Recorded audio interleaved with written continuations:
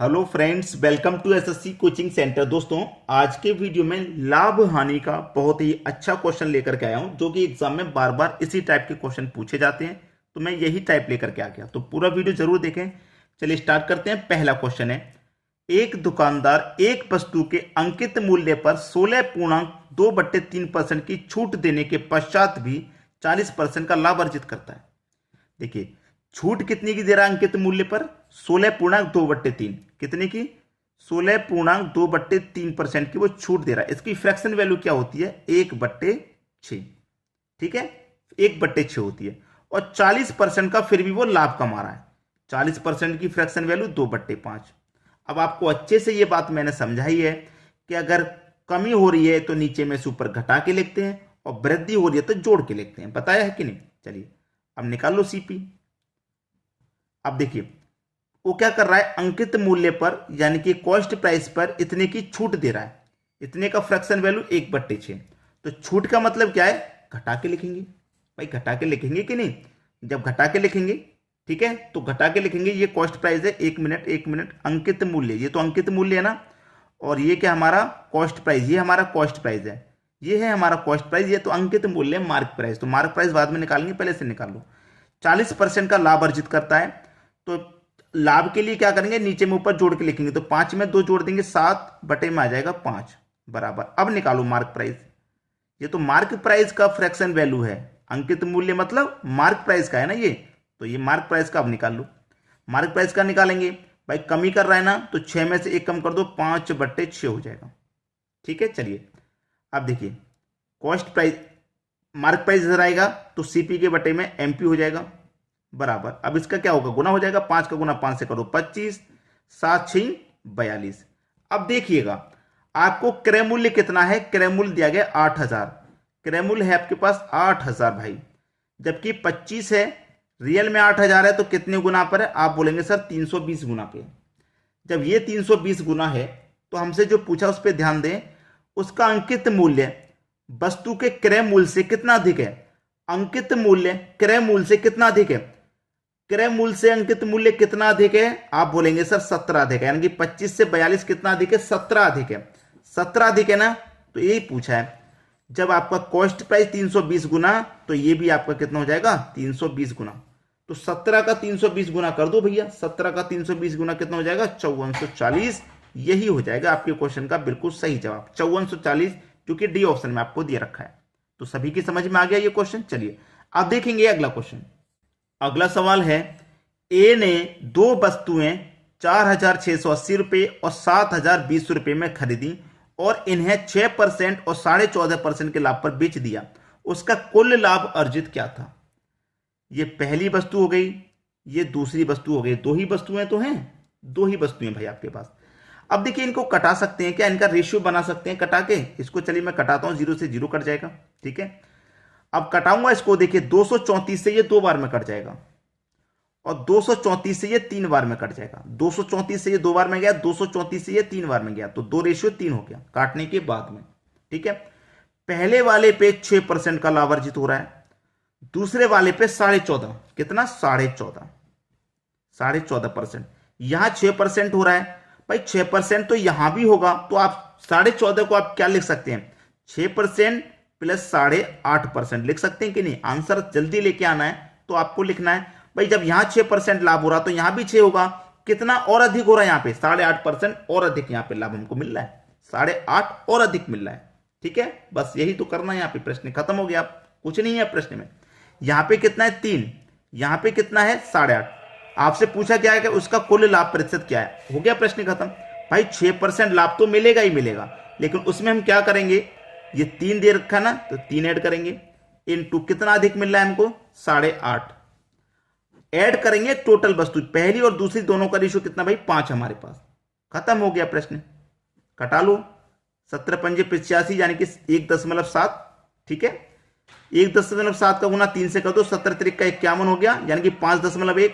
अब 6 में जोड़ दो 5, तो 11, 11.1 आपके प्रश्न का बिल्कुल सही जवाब हो जाएगा, जो कि डी ऑप्शन में हमको दे रखा है। तो दोस्तों, क्वेश्चन आपको अच्छे से समझ में आ गया। अब देखेंगे अगला क्वेश्चन। अगला क्वेश्चन है, एक व्यापारी एक वस्तु को इसके अंकित मूल्य के 72% पर खरीदता है और अंकित मूल्य पर 14% की छूट देने के बाद बेच देता है, उसका लाभ प्रतिशत कितना है? देखिए, वस्तु का क्या होगा? मार्क प्राइस, फिर कॉस्ट प्राइस और फिर सेलिंग प्राइस। अब देखिए, मार्क प्राइस आपको इसमें दे रखा है, नहीं दे रखा है। जब नहीं दे रखा तो क्या करते हैं, उसको हम 100 मान लेते हैं। ठीक है, मार्क प्राइस को 100 मान लिया, अंकित मूल्य को 100 मान लिया, अंकित मूल्य के 72% पर खरीदता है। अब भाई 100 रुपए की चीज को 72% कितना होगा? 72 ही तो हो जाएगा। 100 का 72% 72 ही हो जाएगा।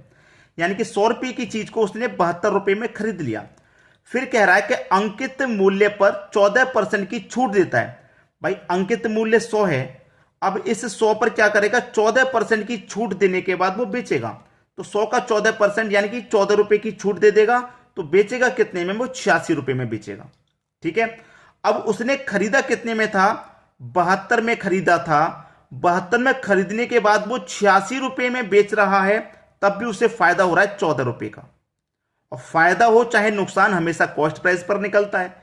तो कॉस्ट प्राइस आपका 72 है और प्रतिशत के लिए आप क्या करेंगे? 100 से मल्टीप्लाई कर देंगे। ठीक है, पूरा कटाओ, 4 से कटेगा, 4 एकम 4, 4 अठे 32, 4 एकम 4, 3 बचेगा, बस 4 अठे 32 गया। 4 से ये भी कट जाएगा 25 बार में। ठीक है, चलिए 2 से कटा लो 7 बार में, 2 से कटेगा 9 बार में।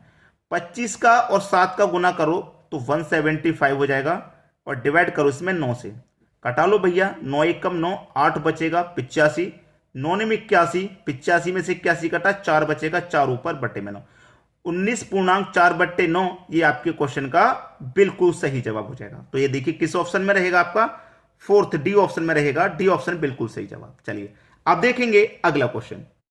अगला क्वेश्चन है, एक वस्तु को 1134 रुपए में बेचने पर अनु को होने वाली हानि उस वस्तु को 10% लाभ पर बेचने से होने वाले लाभ के बराबर है। यदि वह वस्तु को 1354.5 में बेचती है तो उसका लाभ प्रतिशत क्या है? ठीक है, देखिए वस्तु का सबसे पहले कॉस्ट प्राइस आपको पता है। आपने वस्तु को 1134 रुपए में जब बेचा तो जो होने वाली हानि है वो उस वस्तु को 10% लाभ पर बेचने वाले लाभ के बराबर, यानी कि लाभ और हानि का जो प्रतिशत है वो बराबर है। लाभ और हानि का प्रतिशत जब बराबर होता है तो आपको अच्छे से पता है उस केस में हमेशा हानि होती है। जैसे 10 का ही लाभ और 10 की हानि, तो उस प्रश्न में हमेशा हानि ही होगी। ठीक है, तो देखिए कितने बेच रहा था वो? 1134 में बेच रहा था। अब 10% की हानि होगी, भाई लाभ और हानि बराबर है तो उसमें हमेशा हानि होती है। अब 10 की हानि होगी तो 100% की चीज पे 10 की हानि होगी, इसका मतलब 90। और प्रतिशत के लिए क्या करेंगे? उसमें 100 से हम गुना कर देंगे। ठीक है, चलिए 0 से यहां पे ये 0 कट जाएगा, 0 से 0 कट गया। 9 से इसे कटाइए, कितनी बार में कटेगा? 9 एकम 9, 2 बचेगा 23 हो जाएगा, 9 दूनी का 18, 5 बचेगा 54 हो जाएगा, 9 6 54, 126 बार में गया। इसका गुना 10 से कर दो तो हो जाएगा 1260, यानी कि कॉस्ट प्राइस निकल के आ गया 1260। कॉस्ट प्राइस 1260 रुपए है और वस्तु को कितने बेच रहे हैं? 1354.5 में बेच रहे हैं, यानी कि 1260 रुपए की चीज को 1354.5 में बेच रहे हैं। इतने की चीज को इतने में बेच रहे हैं तो कितने का प्रॉफिट हो जाएगा? 94.5 का। अब प्रॉफिट हो चाहे लॉस किस पर निकलता है? हमेशा कॉस्ट प्राइस पे। तो कॉस्ट प्राइस 1260 है और 100% का मान निकालने के लिए 100 से गुना कर दो आप। ठीक है, प्रतिशत का मान 100 से गुना करना है। अब बस इसको कटा लेना है, आपके प्रश्न का आंसर आ जाएगा। ठीक है, इसको चलिए कटाएंगे। ये कटेगा 20 से 5 बार में और 20 से इसको कटाएंगे तो 20 से 6 बार में 120 गया, 6 बचेगा 60, 20 त्रिक का 60, ये कट गया। अब इसे कटा लो 7 से, 7 निम्न में 63 और 7 से ही इसको कटाएंगे तो 7 से कटाएंगे, 7 एकम 7, 2 बचेगा 24, 7 त्रिक का 21, 3 बचेगा 35, 7 पंजे 35 हो गया। ठीक है, अब देखिए ये आपका 9 से कटेगा क्या? कटा के देख लो इसको। 9 से इसको कटाएंगे, 9 से कटाएंगे, 9 एकम 9, 4 बचेगा 45, कट गया भाई। 9 एकम 9, 9 पच्चे 45। अब 15 पच्चे कितना?